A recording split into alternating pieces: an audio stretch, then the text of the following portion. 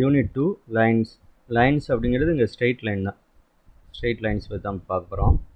இப்போ லோவர் கிளாஸில் எப்படி பார்த்துருப்போம் அப்படின்னா 2 டைமென்ஷனில் ஸ்ட்ரெயிட் லைன் பற்றி பார்த்துருப்போம். ஸோ 2 டைமென்ஷன் அப்படின்னா நமக்கு பாயிண்ட் வந்து இந்த மாதிரி 1,2 ஒரு பாயிண்ட் இருக்கும், இன்னொரு பாயிண்ட் வந்து ஒரு 3,4. இந்த ரெண்டு பாயிண்ட்டையும் ஜாயின் பண்ணால் நமக்கு லைன் கிடைக்கும். ஸோ அந்த மாடலில் நம்ம பார்த்துருப்போம். ஸோ இங்கே என்ன பண்ண போகிறோம் அப்படின்னா 3 டைமென்ஷனில் பார்க்க போகிறோம். அப்போ X coordinate, Y coordinate, Z கோஆர்டினேட்னு 3 கோஆர்டினேட்ஸ் இருக்கும். ஸோ அந்த மாடலை எப்படி பார்க்க போகிறோம் அப்படிங்கிறதான் இங்கே விஷயம். இப்போ ரெண்டு பேரலல் இல்லாத பிளேன்ஸ் எடுத்துக்கிட்டோன்னா, பேரலாக இருந்துச்சுன்னா அது இன்டர்செக்ட் பண்ணாது, அதனால தான் பேரலல் இல்லாததை எடுத்துக்கிட்டோன்னா அந்த ரெண்டு வந்து ஒரு லைனில் இன்டர்செக்ட் பண்ணும்.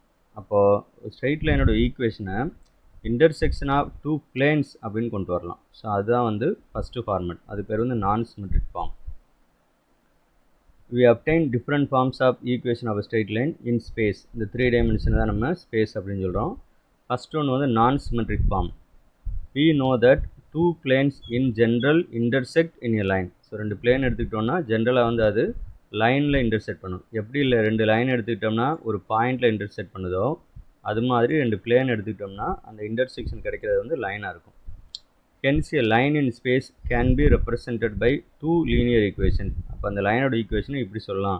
π1 போட்டு கோலன் அப்படின்னா இது பிளேனோட நேம் π1 அப்படிங்கிறது. ஸோ பிளேனுக்கு வந்து பொதுவாக நேம் இப்படி தான் கொடுப்போம், π1. ஸோ அந்த நேம் வந்து π1. ஈக்குவேஷன் இது a1x + b1y + c1z + d1 = 0. அதே மாதிரி second plane π2 a2x + b2y + c2z + d2 = 0. நம்ம டேரெக்டாக ஈக்குவேஷன் ஆஃப் லைன் எழுதலை, ஈக்குவேஷன்ஸ் ஆஃப் பிளேன்ஸ் தான் எழுதியிருக்கோம். இந்த ரெண்டு இன்டர்செக்ட் பண்ணால் அந்த லைன் கிடைக்கும் அப்படின்னு அர்த்தம். ஸோ இப்படி எழுதுறதுக்கு பேர் வந்து நான் சிமெட்ரிக் ஃபார்ம். அப்போ செகண்ட் ஒன்று வந்து சிமெட்ரிக் ஃபார்ம்.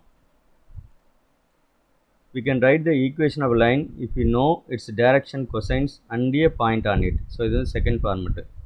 அந்த லைனோட டைரக்ஷன் கொசைன்ஸும் அந்த லைன் மேலே இருக்கிற ஒரு பாயிண்ட்டும் தெரிஞ்சிச்சு அப்படின்னா நம்ம ஈக்குவேஷன் ஆஃப் லைன் வந்து எழுதலாம். ஸோ இதுதான் அந்த ஃபார்மேட். இதில் ஏங்கிறது பாயிண்ட், x1 a1 z1 அப்படிங்கிறது be a given point on the line. அந்த லைன் மேலே இருக்க ஒரு point. LMN be the direction cosines of the line. Let p of x y z be any point on the line. So இந்த மாதிரி x1 y1 z1 கொடுத்தா ஒரு particular point அர்த்தம். pங்கிறது any point on the line x y z அப்படிங்கிறது. Therefore the direction ratios of AP, இந்த ஏங்கிற பாயிண்ட்டையும் pங்கிற பாயிண்ட்டையும் join பண்ணால் நமக்கு லைன் கிடைக்கும்.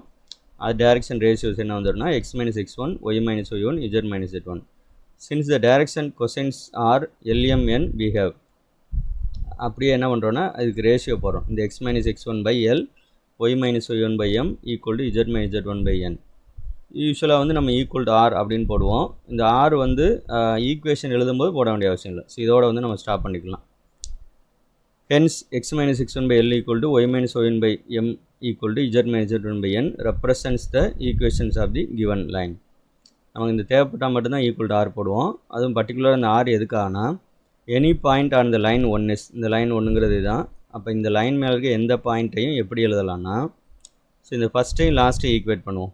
ஃபஸ்ட்டையும் லாஸ்ட்டையும் ஈக்குவேட் பண்ணோம்னா x - x1/L = R அப்படின்னு வரும். இப்போ இந்த L இந்த சைடு கொண்டு வந்துடலாம், LRன்னு வந்துடும். இந்த -x1 இந்த சைடு வரும்போது +x1 வந்துடும். அப்போ x = x1 + LR. ஸோ இதான் அப்போ x கோஆர்டினேட். அதே மாதிரி y கோஆர்டினேட் வந்து y1 + mr, z கோஆர்டினேட் வந்து z1 + nr. அப்போ இந்த மாதிரி ஒரு ஈக்குவேஷன் ஆஃப் லைன் இருந்துச்சுன்னா அது மேலே இருக்கிற எந்த பாயிண்ட்டையும் இந்த மாடலில் எழுதி காமிக்கலாம். ஸோ இதான் அதோட அர்த்தம். இதில் LMN வந்து நமக்கு தெரிஞ்சிடும். R வந்து இந்த மாதிரி ஈக்குவல் டு வர R. ஸோ இதுவும் தெரிஞ்சுன்னா நம்ம கண்டுபிடிச்சிடலாம். The equation of a line passing through x1 y1 z1 and having direction ratios. So direction கொசைன்ஸுக்கு பதிலாக டைரக்ஷன் ரேஷியோஸ் இருந்தாலும் நம்ம கண்டுபிடிக்கலாம். ஆர் ஆல்சோ given by, அதே மாடல் தான் இருக்கும். x - x1/a, இந்த LMN இருக்கிறதுக்கு பதிலாக ABC அப்படின்னு போட்டுக்கிற வேண்டியதான். x - x1/a = y - y1/b = z - z1/c = R. இந்த R வந்து நம்ம தேவைப்பட்டால் தான் போடணும், மைண்டில் வச்சுக்கோங்க. The equations of a line given in non-symmetric form. இந்த non-symmetric formனா நம்ம முதல்ல பார்த்தது, அதாவது பிளேன்ஸாக கொடுக்குறது, can be converted to symmetric form as follows. அப்போ non-symmetric formல இருக்கிறத symmetric ஃபார்மாக நம்ம கன்வெர்ட் பண்ணி எழுதலாம்.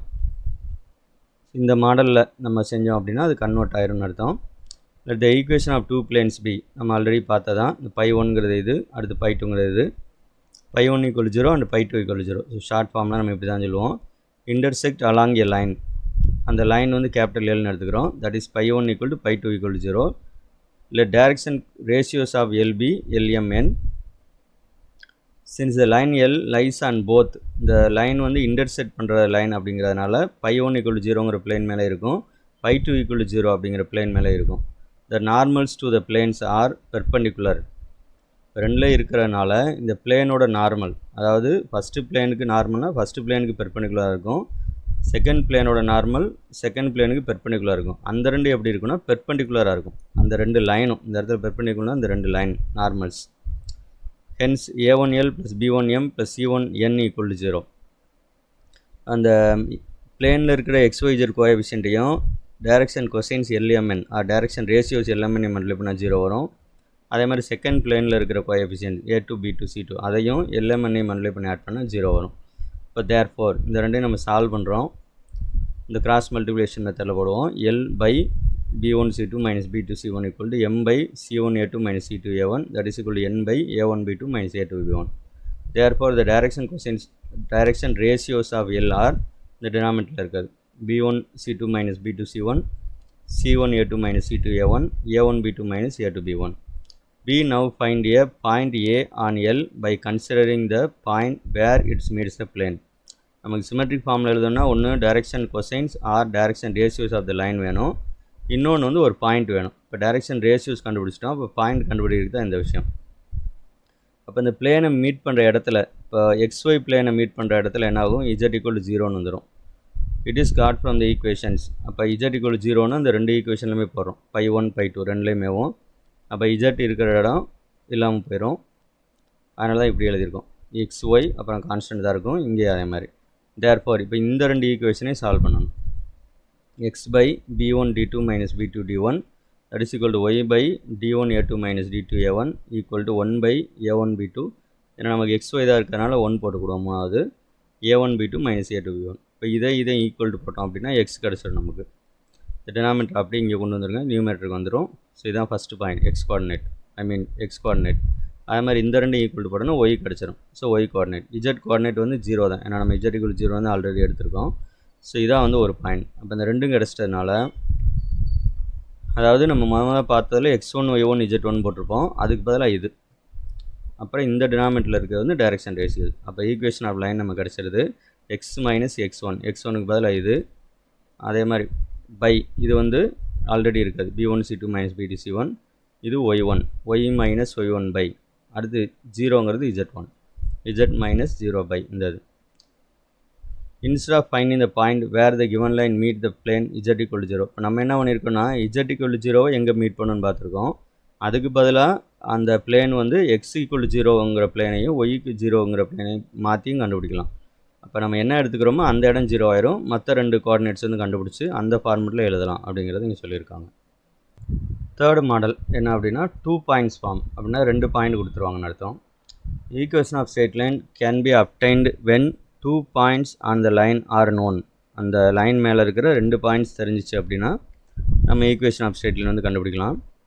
If A x1 y1 z1, A அப்படிங்கிற பாயிண்ட் வந்து x1 y1 z1 and B x2 y2 z2 are 2 points on a line, then the direction ratios of the line are.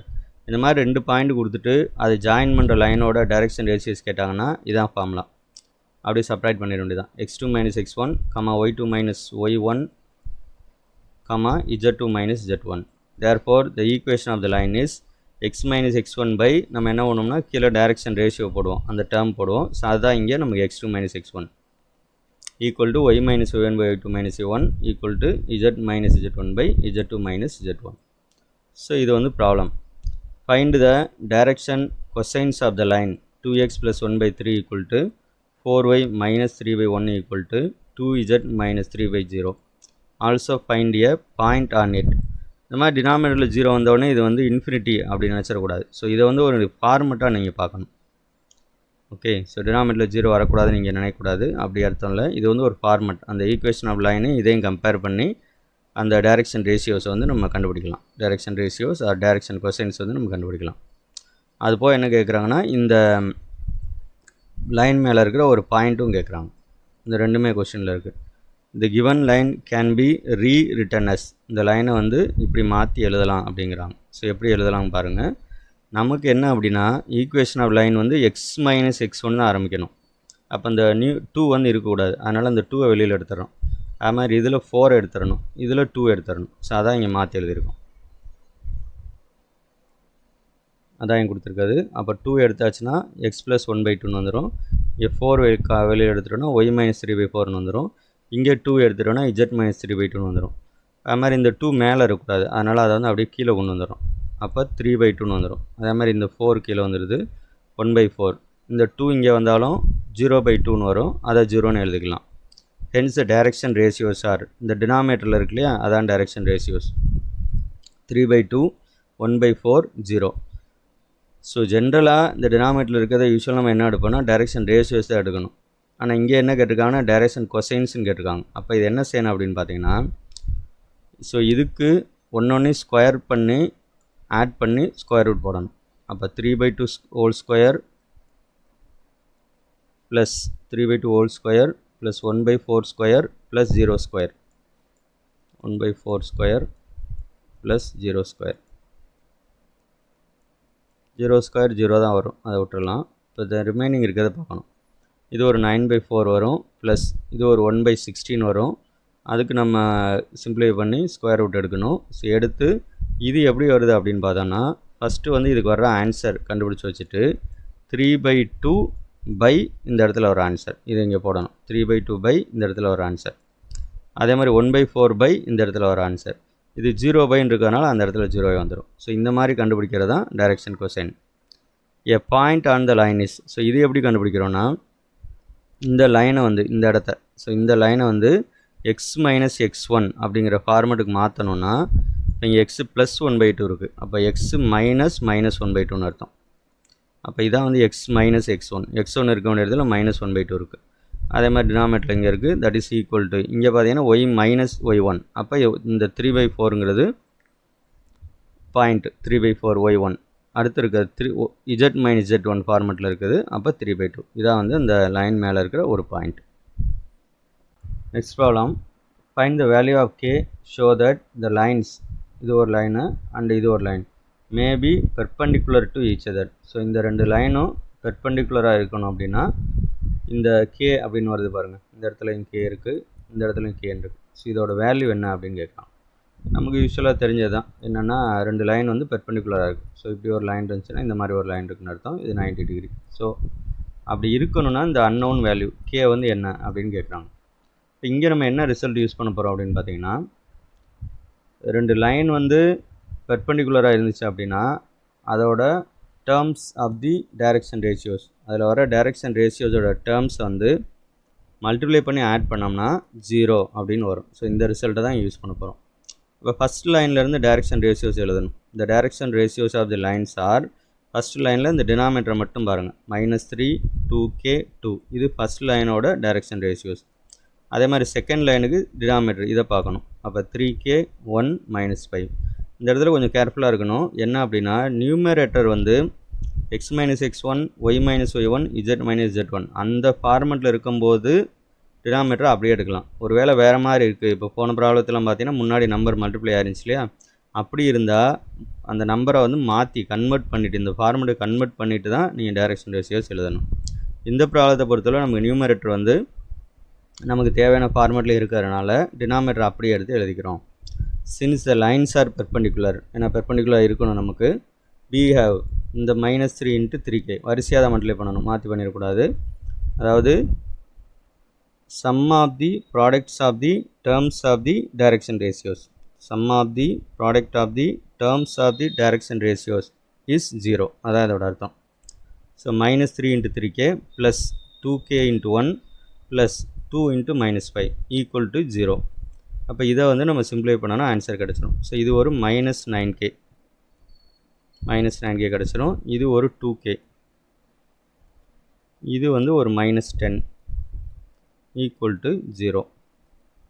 இந்த -10 இந்த side கொண்டு வந்துடும். -9k plus 2k வந்து -7kன்னு வந்துடும். அப்போ -7k equal to இந்த -10 ரைட் ஹேண்ட் சைடு போகும்போது +10 அப்படின்னு மாறிடும்.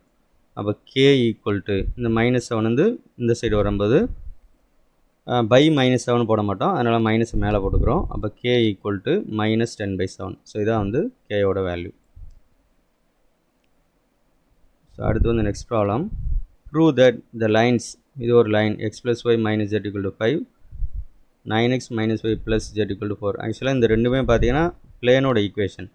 இந்த ரெண்டு இன்டர்செக்ட் பண்ணால் லைன் கிடைக்கும். அதனால் நம்ம சொல்கிறதே வந்து பார்த்திங்கன்னா இதை ரெண்டையும் சேர்த்து தான் லைன் அப்படின்னு சொல்கிறோம். இது ஒரு லைன், அதே மாதிரி இந்த ரெண்டு பிளேனும் இன்டர்செக்ட் பண்ணுற லைன், அந்த ரெண்டை சொல்கிறாங்கன்னு அர்த்தம். ஆர் பேரலல், இந்த ரெண்டு லைனும் பேரலல்னு காமிக்கணும். ஸோ பேரலல்னால் நமக்கு தெரியும் அந்த மாதிரி இருக்கும் பேரலல். அதுக்கு என்ன பண்ணணும் பாருங்கள். let ABC be the direction ratios of the line determined by the planes x + y - z = 5, 9x - y + z = 4. Since the line is perpendicular to the normals of the above two planes. So அப்போ இந்த line வந்து எப்படி இருக்கும்னா இந்த ரெண்டு பிளேனுக்கு இருக்க நார்மலுக்கு பெர்பெண்டிகுலராக இருக்கும். அப்போ பெர்பெண்டிகுலராக இருந்துச்சு அப்படின்னா இந்த XYZக்கு பதிலாக ஏபிசின்னு போட்டுட்டு = 0 போட்டுக்கலாம். அதே மாதிரி இங்கே இருக்கிற XYZை மாற்றி ஏபிசின்னு போட்டுட்டு = 0 போட்டுக்கலாம். மறந்துடக்கூடாது, கான்ஸ்டண்ட்டை எடுத்துடணும். இந்த இடத்துல 5 எடுத்துடணும், இந்த இடத்துல 4 எடுத்துடணும். இப்படி தான் எழுதணும், கான்ஸ்டன்ட் போட்டுறக்கூடாது. அப்போ இந்த ரெண்டையும் சால்வ் பண்ணணும். ஆல்ரெடி சொன்ன கிராஸ் மல்டிப்ளிகேஷன் மெத்தட் அந்த மாதிரி போட்டிருப்போம். ஏபிசின்னு போட்டுக்கிற வேண்டியதான். பியோட கோஎஃபிஷியன்ட்டில் ஸ்டார்ட் பண்ணுறோம் அப்படின்னா இங்கே வந்து 1, அடுத்து சியோட கோஎஃபிஷியன்ட் வந்து -1, அடுத்து மறுபடியும் ஏயோட கோஎஃபிஷியன்ட் 1, மறுபடியும் பியோட கோஎஃபிஷியன்ட் 1. இது வந்து ஃபஸ்ட்டு இதுக்கு. அது மாதிரி செகண்டுக்கு எழுதும்போது -5, 1, 9, -5 ஸ்டார்ட் பண்ணுற இடத்துலேயே முடியும், ஸ்டார்ட் பண்ணுற நம்பர்லேயே முடிஞ்சிருக்கும். அப்போ a / 1 × 1 -5 × -1, அப்போது -5 அப்படின்னு வந்துடும். அப்போ 1 - 5 -4, அதனால தான் இங்கே போடும்போது -4 போட்டிருக்காங்க. அதே மாதிரி b / இந்த ரெண்டு மல்டிப்ளை பண்ணால் -9 -1, அப்போ -10ன்னு வந்துடுது. c / 1 × -5 -5, இந்த ரெண்டு மல்டிப்ளை பண்ணால் -9, அப்போ -14 வந்துடும். இப்போ இந்த டினாமினேட்டர் காமனாக இருந்துச்சுன்னா டிவைட் பண்ணிடலாம். மூணுமே மைனஸ் இருக்கிறதுனால மைனஸை எடுத்துடலாம். அது போக என்னென்னா ஒரு 2ஆல் வந்து ஆக்சுவலாக டினாமினேட்டரை டிவைட் பண்ணணும், இல்லைனா இந்த ஈக்குவேஷனை மல்டிப்ளை பண்ணணும். ரெண்டில் ஏதாவது ஒன்று ஞாபகம் வச்சுக்கோங்க. இப்போ டினாமினேட்டரை -2ஆல் டிவைட் பண்ணோம்னா இந்த மாதிரி வந்துடுது. -4 -10 -14ங்கிறது 257 அப்படின்னு வந்துடுது. அப்போ தேர்ஃபோர் த டைரக்ஷன் ரேஷியோஸ், அப்போ டைரக்ஷன் ரேஷியோஸ் வந்து என்ன வந்துடும் அப்படின்னா இந்த நம்பரை அப்படியே எடுத்துக்க வேண்டியதான், 257. Similarly we can prove that. ஆனால் இது எக்ஸாமில் நீங்கள் இப்படி எழுதக்கூடாது. என்ன பண்ணணும் அப்படின்னா இதே மாதிரி இந்த செகண்ட் லைன் எடுத்துக்கிறணும், இதோட டைரக்ஷன் ரேஷியோஸ் கண்டுபிடிக்கணும். சரியா, கண்டுபிடிச்சிங்க அப்படின்னா இந்த இது வரும் 257 வரும், அதே தான் வரும். அப்போ ரெண்டு லைன் வந்து பேரலல்னு சொல்கிறதுக்கு அதோட டைரக்ஷன் ரேஷியோஸ் வந்து ஒன்று சேம்னு காமிக்கலாம் அல்லது ப்ரொபோஷனல் காமிச்சா போதும். ப்ரொபோஷனல் அப்படின்னா என்ன அர்த்தம்னா இப்போ இந்த 257 ஒரு 2ஆல் மல்டிப்ளை பண்ணால் 4, 10, 14 வரும் இல்லையா, அந்த மாதிரி அதான் ப்ரொபோஷனல் சொல்லுவோம். எப்போவுமே ரெண்டும் சேமாக தான் இருக்குன்னு அவசியம் இல்லை, ப்ரொபோஷனல் அப்படின்னு காமிச்சாலும் போதும். அப்படி காமிச்சிட்டாலே இந்த லைன்ஸ் ஆர் பேரலல் அப்படின்னு சொல்லிடலாம். ஸோ அவ்வளோதான் வந்து ப்ரூஃப்.